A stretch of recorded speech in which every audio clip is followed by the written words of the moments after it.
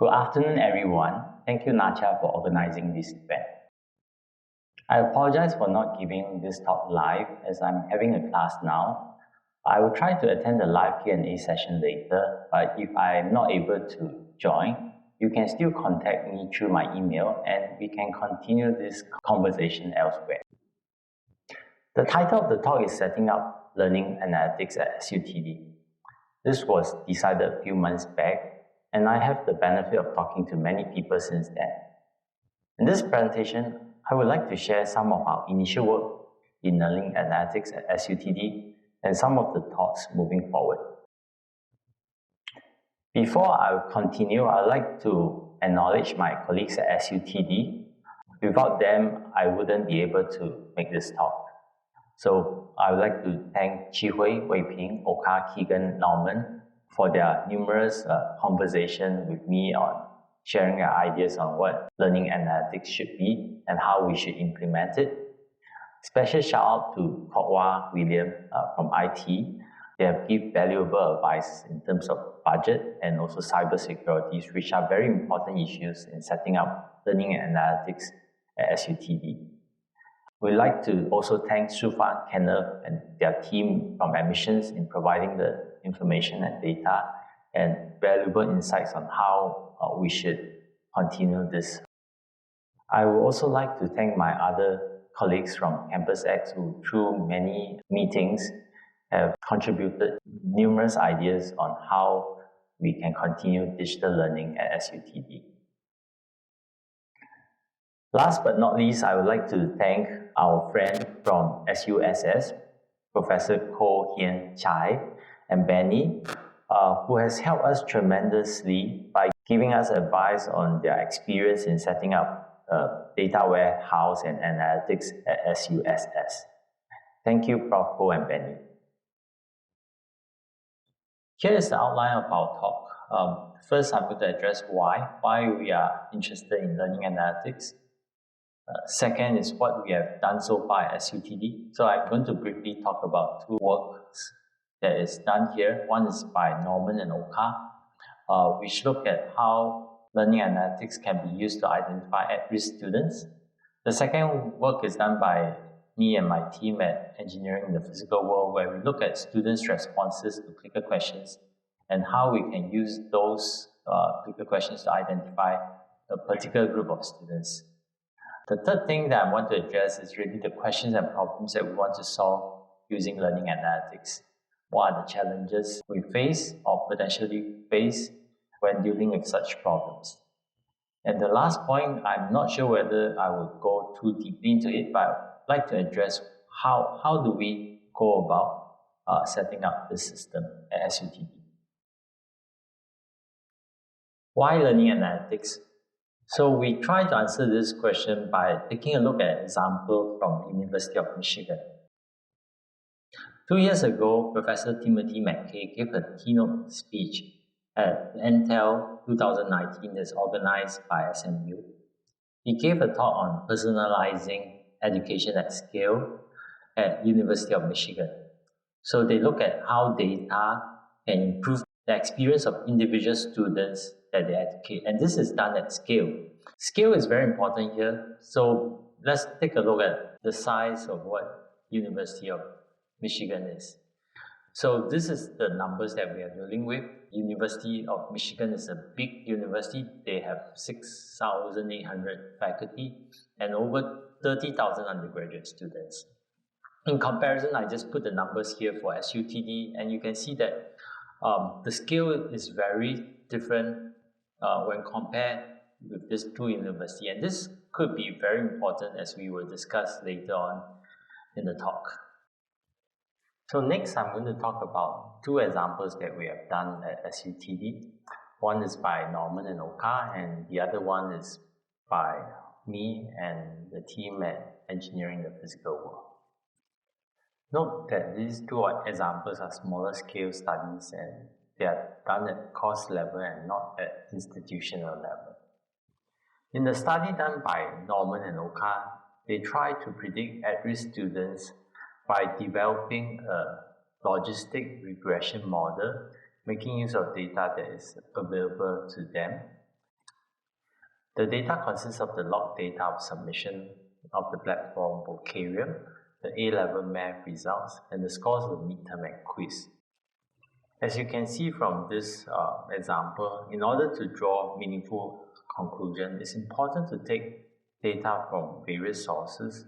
So in this case, it includes the log data, which are digital inputs from the students, the A-level results, which come from the admissions data, and also the scores of midterm, which needs to be input manually.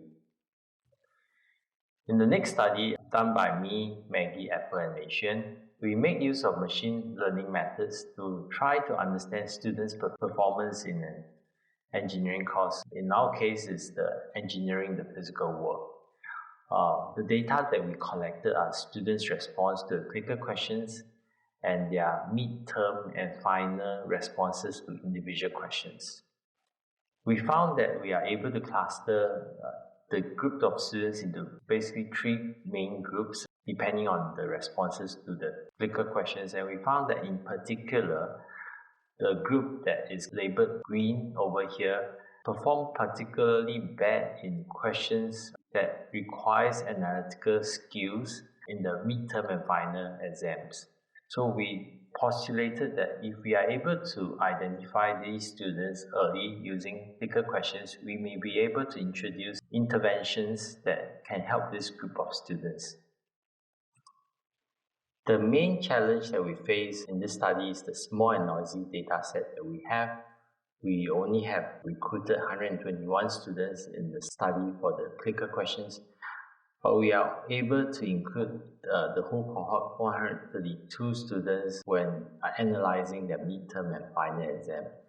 But still, it's a small, noisy data set, and we are not able to get final details from the individual response. I've just given two examples that learning analytics apply in the course level. So we would like to ask the questions like, what are the opportunities and challenges we would face if we implement learning analytics at the institutional level? We can make use of learning analytics to better identify at-risk students, design personalized early interventions, like what we have seen in the example using clicker questions. We can also measure the effectiveness of the interventions and offer personalized feedback to students like what University of Michigan has done. I'm not sure whether we should offer more information to students for better decisions. I think we have a different culture in Singapore compared to the United States, and I think it's a conversation that we need to make with the students. And of course, we can also make use of learning analytics to better analyze the effectiveness of our courses and programs. Besides the opportunities that I've just mentioned, there are also a lot of challenges that we will face at SUTD. First, I mentioned earlier that we are a small institute, therefore our data set will be small. So this will create a lot of problems when we try to make use of machine learning techniques because of the noisy and small data sets. And then we also face a lot of new heterogeneous data sources, which I'm going to give you an example over here. Here I have an example of students interacting on a neural board. So we would like to really find out how the students interact in a virtual environment and try to obtain meaningful information. You can see the data is there. It's just how do we extract the information that we want in a very efficient way. This is something that will be challenging, especially when we have a lot of new sources of heterogeneous data, and how do we incorporate these data into a data warehouse or a data lake. And this is one of the pressing issues that we will have in the future. Last but not least, we are limited by our resources, both in terms of time and manpower, and we have to plan according to what we have currently. I'm coming to the last part of the presentation. So the last question I would like to address is how. How do we go about setting up a learning analytics systems at SUTD? So I'm part of a subgroup that is in charge of setting up the infrastructure.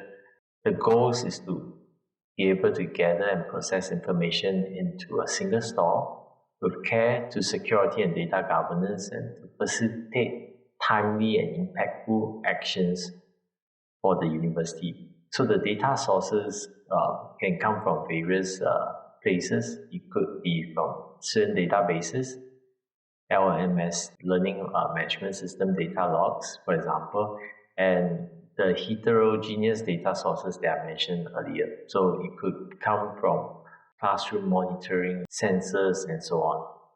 So all this will need to be extracted, transformed, and loaded into the data warehouse or data lake for safe storage and processing. So one thing that we want to stress here is that data security and governance is very important because we are dealing with sensitive students' data. And once it's stored in the warehouse and the data lake, we would like to output the information into dashboard for students, faculty, and management to take a look at what is the current state at which we are at. And we're going to make use of machine learning and learning analytics, AI tools to help us in improving our learning and also students' learning as well. Hi, I'm now back at the beginning slide. It's actually 4 a.m. now for me.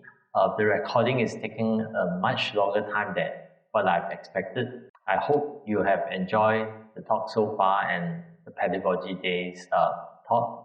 I would like to join online now and probably try to answer some of your questions. Thank you.